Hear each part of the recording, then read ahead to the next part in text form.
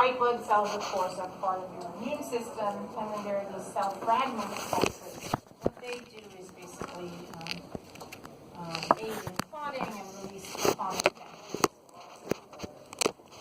All of this, the blood is basically pumped around the body by this pump called the heart. So both the respiratory and the circulatory systems make use of a pump system. So for us, it's the aspiration pump for the lungs, and then this heart pump for the circulatory system. I'm not going to spend a lot of time on the lymphatic system. Basically, you should just know it contains this fluid called lymph. It contains vessels called lymphatic vessels. And its function is mainly to return excess interstitial or tissue fluid to the bloodstream. So lymphatics basically help to prevent edema or swelling. So they are returning excess tissue fluid to your bloodstream. And they also carry some white blood cells, leukocytes, which tend to stay in the lymph nodes, and these, of course, are part of your immune system. Lymph nodes are sort of conglomerations of lymphatic tissue. So what they do is they track things like cancer cells, and that's why for some surgeries, for cancer screening, doctors tend to take lymph node samples in order to look for cancer cells in those. So that is one function of the lymph nodes is to trap harmful things such as cancer cells, bacteria, and all that. Okay. And of course, the circulatory system basically looks like this. So we have our pump with the heart, and many, many vessels, which you saw in looking at the rabbit. And we have a double circulation, whereas fish have only a single circulation. So the double circulation involves pumping blood to the lungs as well as to the systemic circulation. So we have two loops of circulation. One is going out to the lungs and back to the heart, and the other is going out to the body and back to the heart. Okay, so in addition to that, we have the lymphatic system. The lymphatic system actually derives embryologically from the same source as the veins. So they're really associated very closely with the veins. These are all the lymphatics in your body, and they have various lymph nodes, many different places. Sometimes the lymphatics actually closely follow the veins, so they can actually wrap around the veins so that they can directly communicate with them.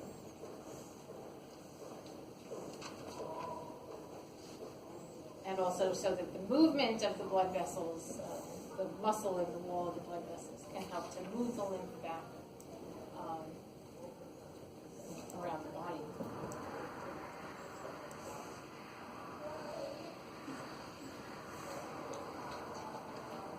Okay, so we know what the color convention means. So red is oxygenated blood and blue is deoxygenated blood.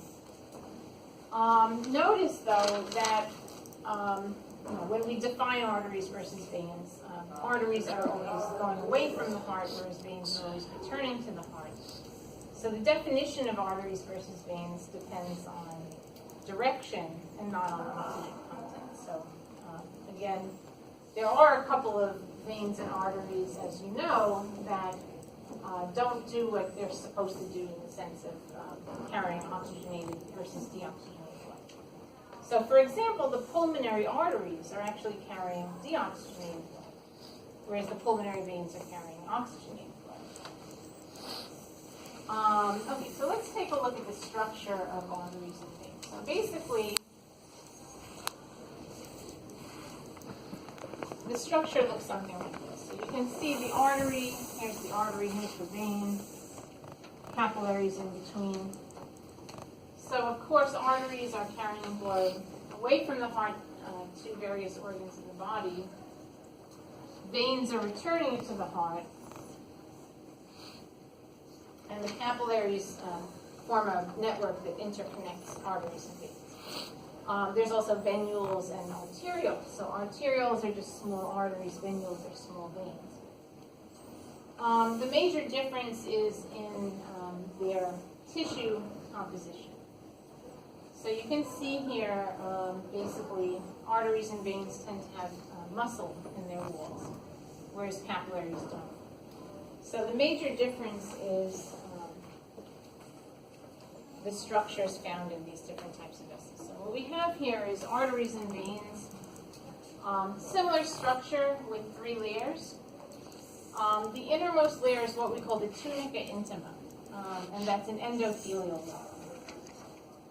So that's actually what's facing the interior or the lumen. So the interior part of the vessel or the lumen is the tunica intima. Then we have the tunica media, which is the middle part. I'm going to get back to that in a moment. And then on the outside is the tunica adventitia, which forms the outer surface. And that is mostly fibrous connective tissue. So the tunica media is actually the part that differs between arteries and veins. So let's take a look at how this works. So in very big arteries, you have smooth muscle and also lots of elastic fibers. Why do arteries, large arteries, need to be elastic? Anyone have an idea? Yeah. Because of the pressure of the blood being pumped from the heart. Very good, yes. So they need to withstand the pressure of blood being pumped out of the left ventricle. So large arteries like the aorta need to be very elastic in order to withstand that blood pressure. So they have smooth muscle and also these numerous elastic fibers. Smaller arteries have smooth muscle, but they have very few elastic fibers because it's getting farther away from the heart, and you don't really need so much elasticity because the blood pressure is lower. In the big veins, you have smooth muscle but no elastic fibers, so essentially none.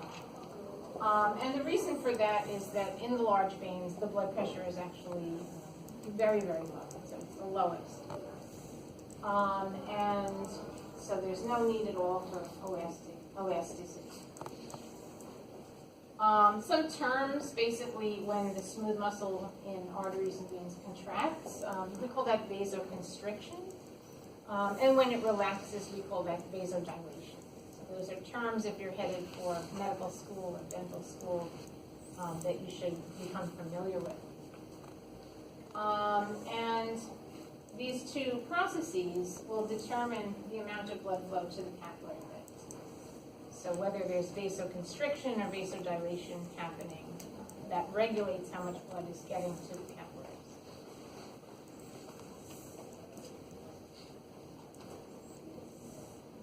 So we know what arteries and veins do.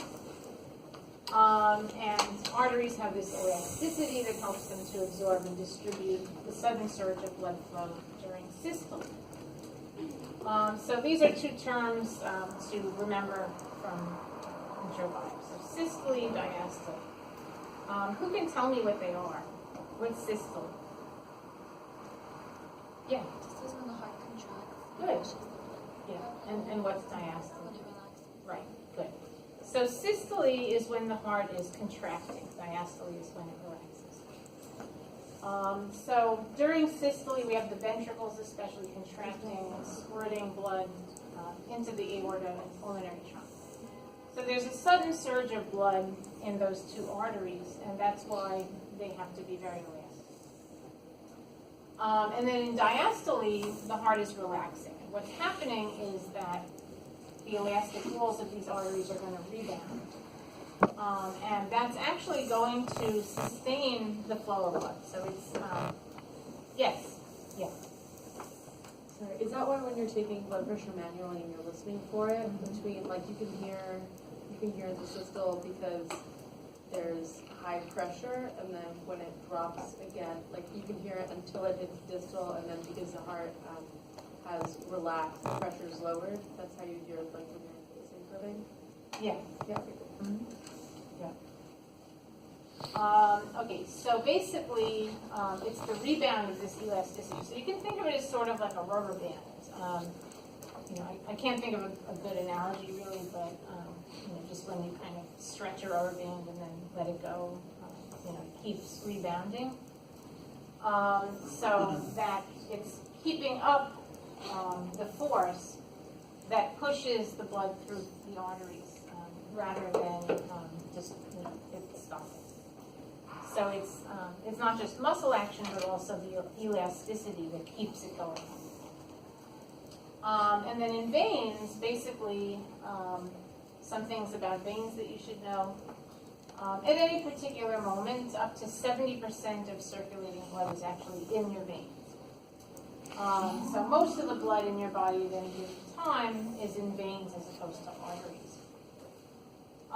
During stressful times, slight vasoconstriction of veins can actually move some blood from this venous reservoir to the arterial side. So your veins contain most of the reservoir of your blood, but you can regulate that using vasoconstriction. So the veins can push some blood to arteries when necessary. Professor, Yeah. why is it that people who exercise a lot have perpetually lower blood pressure? That's a good question. Lower blood pressure. Well, I would think it's because when your heart keeps pumping, it maintains the elasticity in your blood vessels because you're using it more often. Whereas when you're sedentary, there's a tendency toward hardening of the arteries from just. So just in, like, whenever I go to the doctor, they always make comments, like, oh, you run a lot.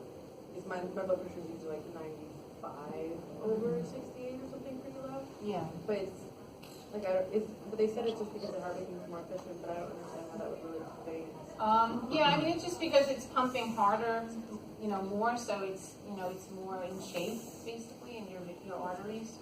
Okay. So, I mean, that's the best explanation. Okay. Oh, so it's since the veins have hardened and the arteries haven't hardened? Yeah, I mean, just basically keeping your whole circulatory system in shape through, constant use.